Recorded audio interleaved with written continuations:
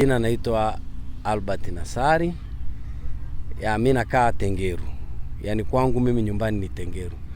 Nashukuru sana, kwenye miaka kama 2.5 nyuma nilizawadiwa na baba pikipiki aina TVS 150, pikipiki kubwa. Nilisapotiwa na baba. Namshukuru sana baba kwa kunisapoti, hii imenifanyia mambo mengi.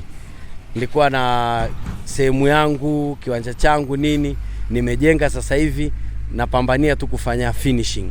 Namshukuru baba sana. Yaani kwenye kupata hii nimepata hatua moja mbele zaidi, ambapo naweza kusema nashukuru kwa mengi alionifanyia baba. Mbali na upako, bado alinibariki kuwa na chombo kama hichi ambacho kinaendelea kusaidia maisha yangu. Kwa vijana ambao nawapenda tu kuwaeleza, unaposapotiwa kitu kama hichi, kitunze kidumu. Mimi na miaka 2.5 lakini bado iko vile vile.